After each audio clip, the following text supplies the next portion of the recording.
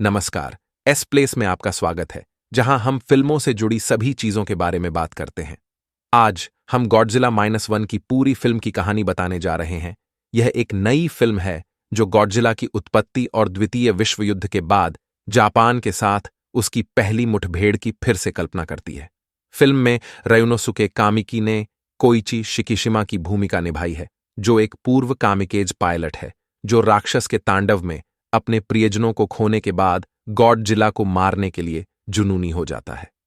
Film की शुरुआत 1945 में होती है, जब शिकिशिमा ओडो द्वीप पर एक जापानी बेस पर उतरता है, जहां वह गॉडजिला को गैरिसन पर हमला करते हुए देखता है। वह हमले से बच जाता है, लेकिन जानवर को रोकने में अपनी विफलता से परेशान रहता है। वह टोक्यो लौटता है, जहां वह अपने माता पिता को बमबारी में मृत पाता है। वह एक माइनस्वीपर के रूप में काम करता है और एक महिला नोरिको और एक बच्चे अकीको की देखभाल करता है, जिन्होंने युद्ध में अपने परिवारों को भी खो दिया था।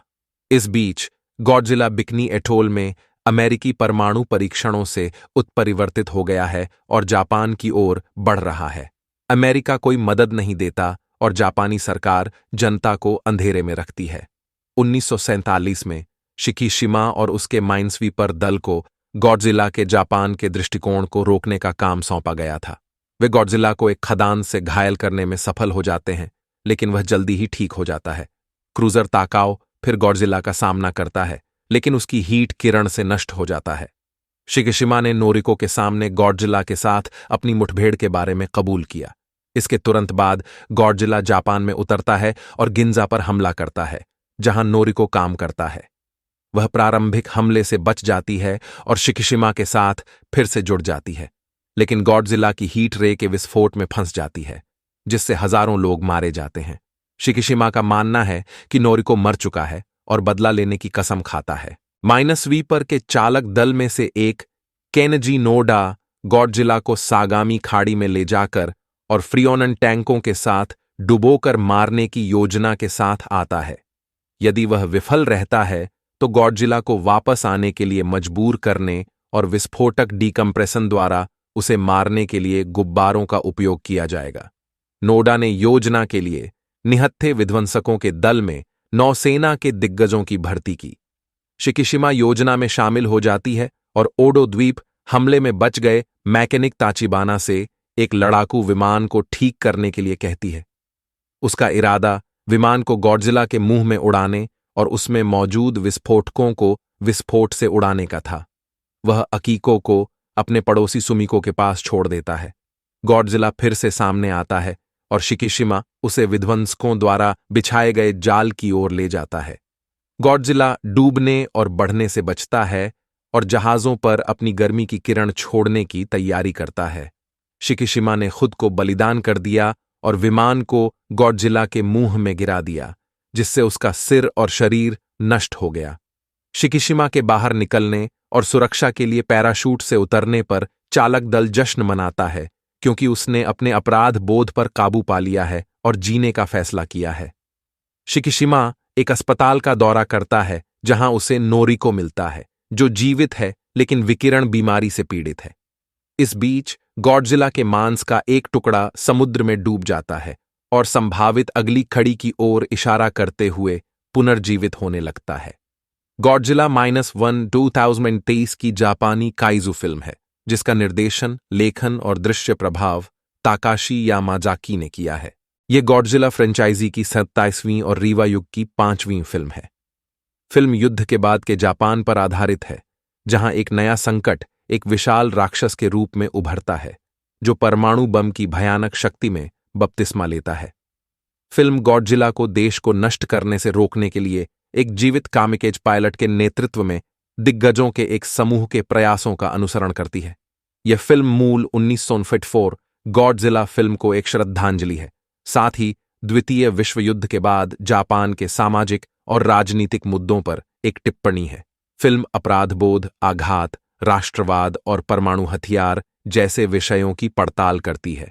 फिल्म में अन्य गॉडजिला फिल्मों का भी संदर्भ दिया गया है, जैसे ओंग सीजन डिस्ट्रॉयर, सुपर एक्स और युकिकाजे डिस्ट्रॉयर। फिल्म को इसके दृश्य प्रभावों, निर्देशन, कहानी, पात्रों, संगीत स्कोर और सामाजिक टिप्पणी के लिए आलोचकों की प्रशंसा मिली। गॉडजिला के यथार्थवादी और गंभीर चित्रण के साथ साथ क्लासिक काइजू शैली के प्रति इसके सम्मान के लिए इसकी प्रशंसा की गई। ये फिल्म व्यावसायिक रूप से भी सफल रही और $15 मिलियन से कम बजट के मुकाबले दुनिया भर में $81 मिलियन से अधिक की कमाई की।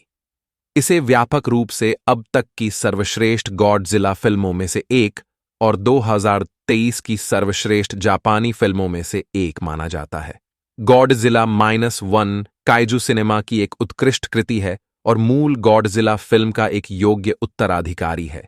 यह फिल्म न केवल एक रोमांचकारी और शानदार दृश्य है, बल्कि जापान के इतिहास और पहचान पर एक गहरा और मार्मिक प्रतिबिंब भी है। फिल्म विनाश और आशा दोनों के प्रतीक और मानवीय स्थिति के दर्पण के रूप में गॉडजिला के सार को दर्शाती है। फिल्म का निर्देशन ताकाशी यामाजाकी ने शानदार ढंग से किया है, जो आश्चर्यजनक और प्रभावशाली दृश्य प्रभाव बनाने के साथ साथ एक सम्मोहक और भावनात्मक कहानी तैयार करने की अपनी प्रतिभा का प्रदर्शन करते हैं। फिल्म अच्छी तरह से लिखी गई है। इसमें एक चुस्त और सुसंगत कथानक और एक समृद्ध और जटिल चरित्र चित्रण है। फिल्म में प्रतिभाशाली और विविध कलाकारों की टोली है जो शक्तिशाली और सूक्ष्म अभिनय करते हैं।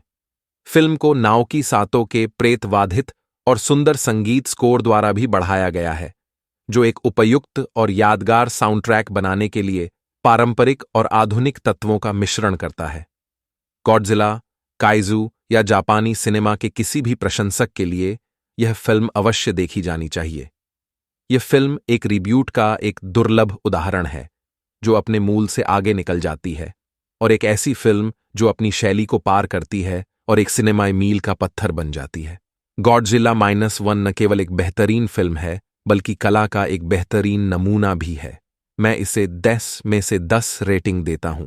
यह फिल्म जापानी, अंग्रेजी और अन्य भाषाओं में उपलब्ध है और टोहो द्वारा वितरित की जाती है। आप फिल्म को अपने नज़दीकी सिनेमा घरों में या स्ट्रीमिंग सेवा नेटफ्लिक्स पर देख सकते हैं, जहां यह उपशीर्षक के साथ उपलब्ध है। दोस्तों, आज के लिए बस इतना ही। मुझे आशा है कि आपको यह वीडियो पसंद आया होगा। यदि आपने किया है, तो कृपया अधिक काइजू समीक्षाओं के लिए हमारे चैनल को लाइक, शेयर और सब्सक्राइब करें। इसके अलावा हमें नीचे टिप्पणी अनुभाग में गॉडजिला -1 पर अपने विचार बताएं। देखने के लिए धन्यवाद और अधिक जानने के लिए हमारे साथ बने रहें।